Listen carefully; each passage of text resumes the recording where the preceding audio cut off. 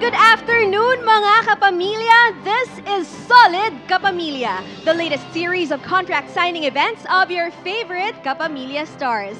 I am your host, Ayi de la Cruz, and for today's video, we are here for the contract signing of an artist whose charm is undeniable. And as he continues to thrive in this industry, we realize that he has more admirable qualities, endearing him to us even more. We are talking about Seth Fedalin! Kaya't para sa lahat ng fans ng Friend Seth at supporters ni Seth, i-share nyo na ang video na ito, mag-post online and use the official hashtags, #SolidKapamilya2023 and #SolidKapamilyaSeth.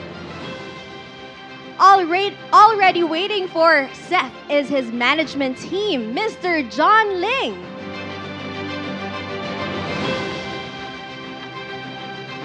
And from Star Magic, Miss Edith Fariñas. We also have our bosses from ABS-CBN. Good day po sa inyong lahat. Kaya't wag na nating patagalin ang usapan, ipasok na natin ang star ng show ngayong araw. Mga kapamilya, Seth Fedalin! Hello, bumati ka naman muna sa ating mga kapamilya. Hi mga kapamilya, it's your boy, Sethy Boy.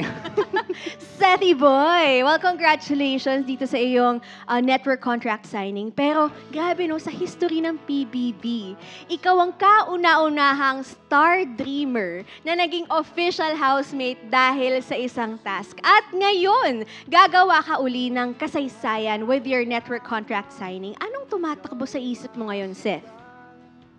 Ako? Hindi ko akalain na abot ako dito. Alam po yan ng mga bossing na nang simpleng bata lang ako na nangarap. Tapos siguro narinig ng Panginoon yung kahilingan ko. And hanggang ngayon, sa awa ng Panginoon, andito pa rin ako sa bahay na pinangarap ko. Yan. Ay, talagang andun pa rin yung pag-abot ng mga pangarap mo at nandito kami sa pagtupad ng iyong mga pangarap, Seth. Ngayon naman, gusto namin malaman, para sa'yo, ano ba ang kahalagahan ng pagiging isang kapamilya? Ang kahalagahan ng pagiging isang kapamilya dapat membro ka ng pamilya. Trabaho to, pero hindi nakikita ng karamihan tao. Kami po, para po kami nasa bahay dito. Ako, minsan, hindi ako perpekto. Nagiging madalas, hindi ako perpekto. Tao lang din po ako. At andyan po ang managers ko, Star Magic, Direct Lorena, Tita Cory, Sir Mark, Sir Carlos, sa lahat po ng bossing ng ABS na patuloy na niniwala sa akin. Ang dami kong pinagdaanan, akala ko hanggang dun lang ako. Pero, Hindi ko hinayaan, nagsikap ako, inaral ko yung gusto kong maging, at hanggang ngayon natututo pa rin ako.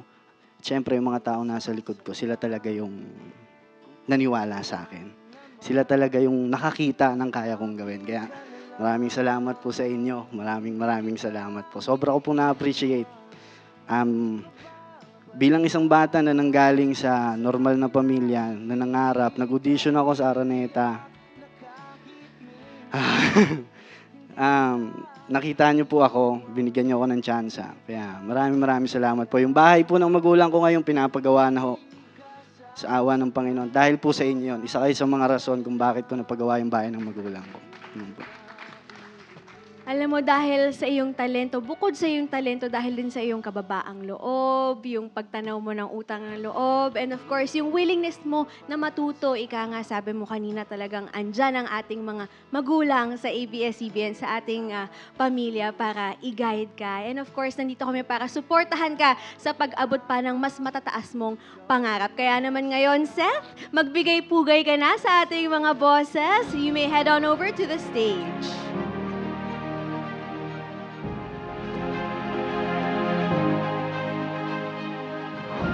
At ngayon po ay bumabati muna si Seth sa kanyang management team and our dear ABS-CBN bosses na tulad nga ng narinig natin kanina, lubos ang kanyang pasasalamat para sa kanila sa pagbigay ng oportunidad sa isang simpleng kapamilya natin na nagsimula sa PBB. So Seth, once again, congratulations!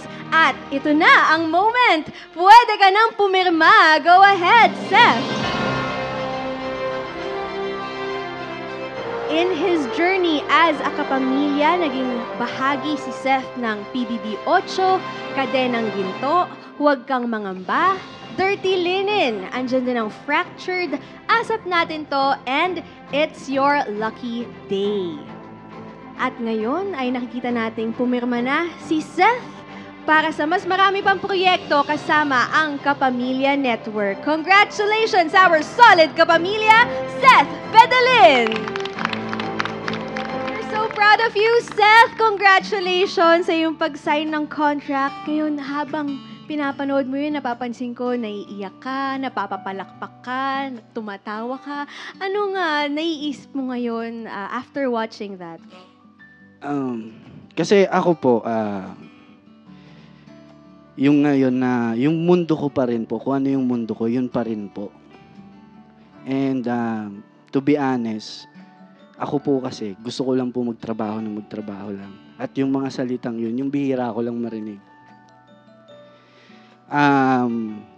Natutunan ko lahat ng bagay, inaral ko lahat ng bagay, nagmukha, kahit nakakahiya na ako, inaral ko pa rin.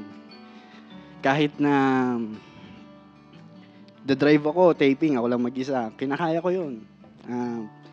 Para masabi ko sa sarili ko talaga kung anong meron ako lang, lahat to, pinagsikapan ko. And yung mga salitang yun, yung hindi ko masyado naririnig dahil hindi nila nakikita na napapagod ako, na nahihirapan ako, na nai-stress ako, na iniisip ko kung ano mangyayari sa akin bukas. Hindi ko po pinapakita yun, especially sa mga kamag-anak ko, sa pamilya ko, hindi. Dahil ayokong makita nila. At ayoko, number one na sinasabi ko sa magulang ko, ayokong sabihin sa akin ng magulang ko na, Nak, huwag ka na mag-artista, hindi mo kami obligasyon. Dahil gusto ko itong ginagawa ko. Sabi ko lang sa nanay ko, huwag mo sasabihin yon dahil pasensya na, ganito mo ako pinalaki. Wala kang magagawa, ganito akong anak. And yung mga kapatid ko, lagi kong sinasabi, pag wala ako sa bahay, kayong bahala dyan. Kayong, yung sa utol ko, kay Lawrence, pag wala ako dyan, ikaw sagot mo sila Papa, sila Ermat, kapatid ko. Napanood ko po kila Miss J, kay Tito Pen na unang nag-workshop sa akin, na pinagtiyagaan ako 8 oras. Maraming salamat, Tito Pen. Kay Miss J na sa Dirty Linen, halos lahat po sila naging malapit sa akin, naging guro ko po. Tinuruan ako ng mga tamang desisyon sa buhay base sa mga karanasan po nila. At ang dami kong napulot na aral doon. And gusto ko na rin pong sabihin na maraming salamat din po. Maraming salamat. Hindi man po, alam ko po, hindi po ako madalas na nakikita po dito sa building ng ABS. Opo. And basta pangako ko po na pag nagkasalubong po tayo, babatiin ko po kayo. Palagi po. Dahil magiging totoo na po ako. Hindi ko po kaya gawin lahat ng pangarap ko kung wala pong tulong nyo. Magiging totoo na po, kaya malaki pong pasasalamat. Sobrang laki pong pasalamat. Binago niyo po yung buhay. Nakakala ko hanggang dun lang. At syempre sa mga kapamilya po na mga humahanga po sa akin, nagmamahal sa akin, gusto ko pong magpasalamat na hanggang ngayon po andyan pa rin po kayo. Yun po. Maraming salamat. Spoken like a true, solid kapamilya. Pero alam mo, may isa pa kaming sorpresa para sa'yo, Seth. May magbibigay ng bulaklak. May special guest kaming inimbitahan. Sabi niya kanina siya raw yung #1 supporter mo from now on, Sabi ko na Please welcome our special guest for today. Pasok! Sino kaya ito?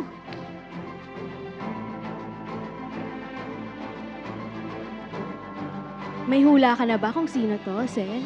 Feeling ko si Papa. Wow! Francine Diaz, mga kapamilya!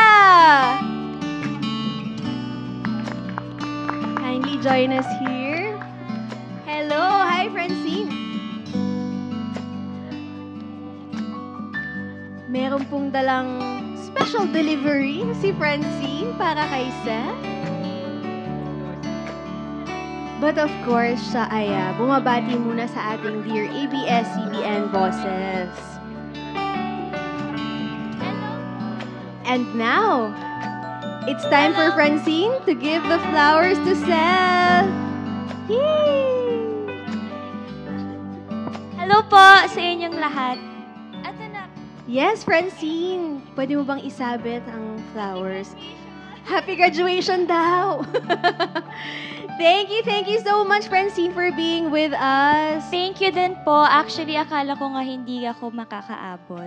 Pero I am very glad na nakarating po ako and it's so nice po na makita kayong lahat ngayon. Yes, maraming salamat din for your beautiful message for Seth. Thank you, Francine. And now, Seth,